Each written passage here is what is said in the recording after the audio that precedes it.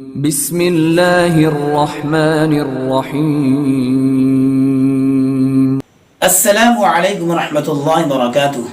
کیسے ہیں میرے محترم؟ اللہ کی ذات سے امید ہے آپ سبھی حضرات خیر و عافیت سے ہوں گے۔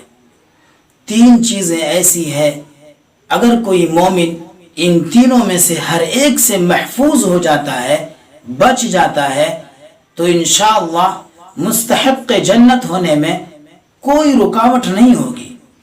اگر ان تینوں برائیوں میں سے کسی ایک میں بھی پھنس جاتا ہے تو پھر وہ جنت سے محروم ہو جائے گا۔ سب سے پہلا ہے الکبر۔ کبر و تکبر ایک ایسی خطرناک برائی ہے، کہ میرے رب کے نزدیک یہ شرک کے برابر ہے، یہ شرک کے برابر ہے۔ تکبر کی جو صفت ہے یہ صرف میرے رب کے ساتھ خاص ہے۔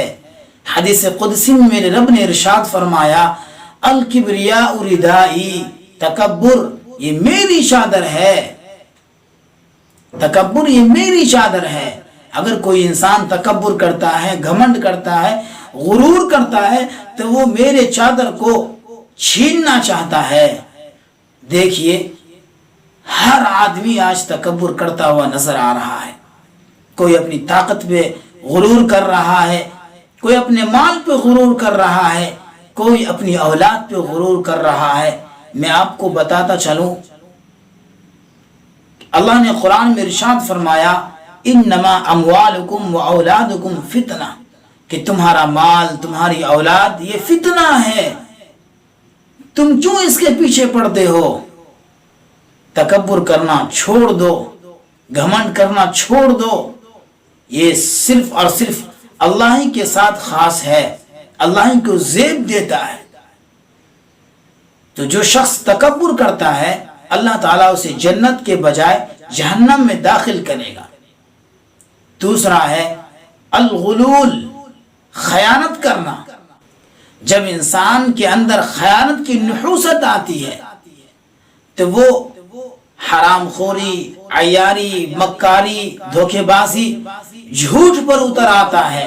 وہ ہر برائی کو اپنے اندر اپنانے کی کوشش کرنے لگتا ہے۔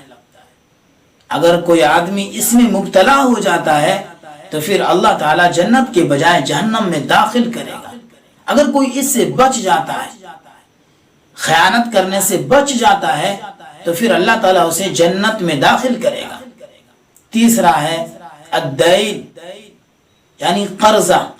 قرضے کی ذمہ داری بھی بہت ہی خطرناک چیز ہے۔ قرضے کے اسباب جب ان کے پاس مہیا نہیں ہوتے ہیں تو پھر وہ جھوٹ بولنے پر اتر جاتا ہے، عیاری مکاری اس کے اندر آ جاتی ہے، یعنی وہ خیانت والا نحوست ہی اس کے اندر سما جاتا ہے۔